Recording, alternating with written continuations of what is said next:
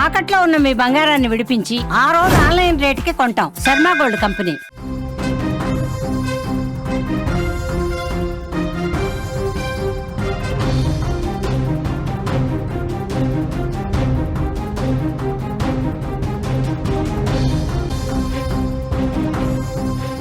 అనంతపురం జిల్లాలో దారుణం జరిగింది. స్వాతి అనే యువతి బలవన్ మరణం ట్రయాంగిల్ లవ్ స్టోరీయే దీనికి కారణంగా తెలుస్తోంది.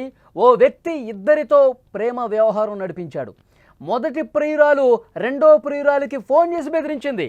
భయంతో స్వాతి చనిపోయిన పరిస్థితి. భయం ఉరితాడుగా మారింది. తెలిసి తెలియక చేసిన తప్పు ప్రాణానికి ముప్పయింది. ఇద్దరి మధ్య రహస్య ఈ వ్యవహారం కాటికి చేర్చిన పరిస్థితి. బిడ్డపై కలలు కన్నటువంటి ఆ కన్నవాళ్ళకి కన్నీటిని మిగిల్చిన పరిస్థితి. అనంతపురం జిల్లాలో స్వాతి అనే యువతి బలవన్ మరణం తీవ్ర విషాదాన్ని మిగిల్చింది. ఆమె మరణానికి ట్రయాంగిల్ లవ్ స్టోరీ కారణం కావడంతో అక్కడ తీవ్ర కలకలం రేపుతోంది ఈ అంశం. గుత్తి ప్రాంతానికి చెందిన అరుణ్ కుమార్, పెనుగొండ మండలం గొందిపల్లి గ్రామానికి చెందిన స్వాతితో పాటు మరో యువతి ప్రతిభాభారతి అనంతపురంలోనే ఓ బ్లడ్ బ్యాంకులో పనిచేస్తున్నారు. అరుణ్ కుమార్, ప్రతిభాభారతి మధ్య 2 ఏళ్లుగా ప్రేమ ఉంది. వాళ్లతో స్వాతి కూడా చనువుగా ఉండేది. అయితే మొదటి ప్రియురాలకు తెలియకుండా అరుణ్ స్వాతితో కూడా ప్రేమ వ్యవహారం నడిపాడు. ఇది ప్రతిభాభారతికి తెలియడంతో స్వాతికి ఫోన్ చేసి నిలదీసింది. ఈరోజు ల్యాబ్కు రండి, మీ కథ తేలుస్తా, మీ అంతు చూస్తా, నువ్వు అసలు ఎట్లా వస్తావో ఏం చేస్తావో చూస్తానంటూ బెదిరించింది. భయపడిపోయింది ఒక్కసారిగా స్వాతి. బలవన్ మరణానికి పాల్పడ్డ పరిస్థితి. ఇదే విషయానికి సంబంధించి అక్కడి నుంచి పూర్తి సమాచారం తెలుసుకుందాం. మా ప్రతినిధి భాస్కర్ సిద్ధంగా ఉన్నారు ఫోన్లలో. భాస్కర్, మీ మృతికి ట్రయాంగిల్ లవ్ స్టోరీ కారణంగా తెలుస్తోంది.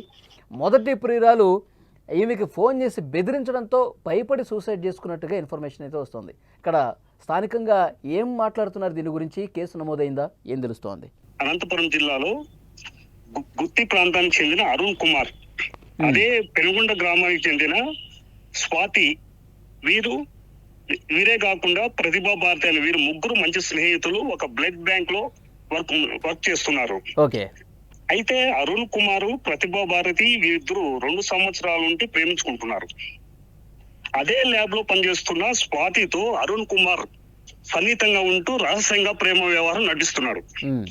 ఈ విషయం ప్రతిభా భారతికి తేలడంతో సోమవారం ఉదయం 7 గంటలకు ఫోన్ చేసి, మీ ప్రేమ వ్యవహారం మాకు తెలిసింది, మీరిద్దరు ల్యాబ్ దగ్గర రండి, మీ కథ చూస్తా అని బెదిరించడంతో స్వాతి ఒక్కసారిగా భయపడి తాను ఉంటున్న ప్రైవేట్ హాస్టల్లో ఫ్యాన్ కూరేసుకుని ఆత్మహత్య చేసుకుంది.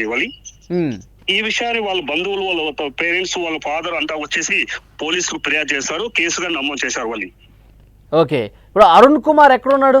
ఇది అనంతపురం హాస్పిటల్లోనే ఇద్దరు ఒక్కదే బ్లడ్ బ్యాంక్ లో పనిచేస్తున్నారు. ముగ్గురు ఒక్కటే, కానీ అరుణ్ కుమార్ కోసం పోలీసులు దర్యాప్తు చేస్తున్నారు. అరుణ్ కుమార్ కోసం వేరే సాగిస్తున్నారు. ఓకే, ఇప్పుడు ఈ ప్రతిభా భారతి ఏం చెప్తోంది? ప్రతిభా భారతి ఇంకా ఇంతవరకు పోలీసులు ఆధ్వర్యంలో ఉంది, కానీ బయటకు రావడం లేదు. పోలీసులు ప్రతిభా భారతిని విచారిస్తున్నారు. నాకు తెలియకుండా మా అన్న వదిన అంటూనే నాకు తెలియకుండా నా ప్రియంతో ప్రేమ వ్యవహారం నడిపిస్తుందని పోలీసుల్లో విచారణలో తేలింది. నాకు తెలియకుండా మాతో ఇంత క్లోజ్ గా ఉంటూ అన్న వదిన అంటూ స్వాతి మా దగ్గర అంత క్లోజ్ గా ఉంటుండేది.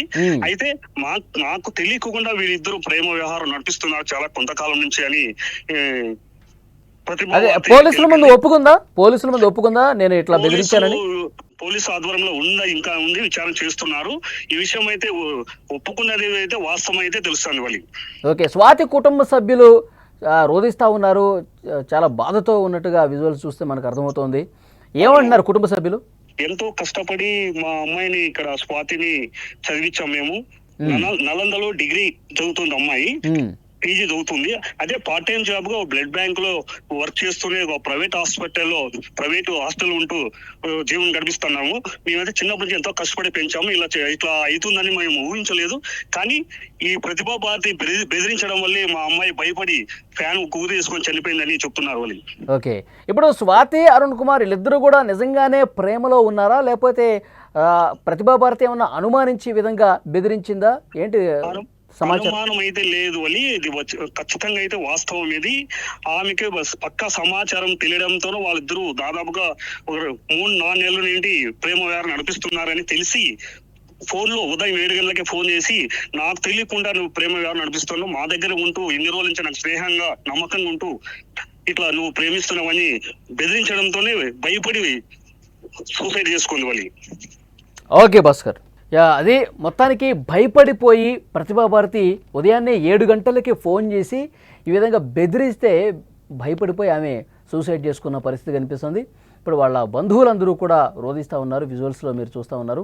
బంధువులు ఒకటే డిమాండ్ చేస్తూ ఉన్నారు, ఆ అమ్మాయి వల్లే మా అమ్మాయి ఈ విధంగా అఘాయిత్యానికి పాల్పడింది, ఈ విధంగా ఆత్మహత్య చేసుకున్న పరిస్థితి ఉంది, వాళ్ళకి శిక్షించాలి, కఠినంగా వాళ్ళకి శిక్షించాలని చెప్పి డిమాండ్ చేస్తూ ఉన్నారు.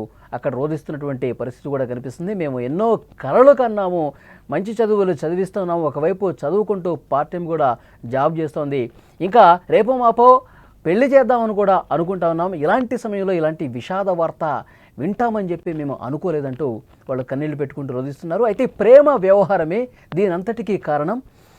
ఇద్దరూ ప్రేమించుకుంటుంటే వాళ్ళ మధ్యలోకి ఏమీ వెళ్ళి ఈ విధంగా రహస్యంగా ప్రేమ వ్యవహారం నడిపించింది అన్న ఆరోపణలతోనే అది రుజువు చేసుకొని అది నిజమని తెలుసుకున్న తర్వాతే ప్రతిభాభారతి ఈమెకి ఫోన్ చేసి బెదిరించింది. మీరు రండి మీ సంగతి చెప్తా అనేసరికి ఆమె భయపడిపోయి ఈ విధంగా సూసైడ్ చేసుకున్నట్టుగా తెలుస్తోంది.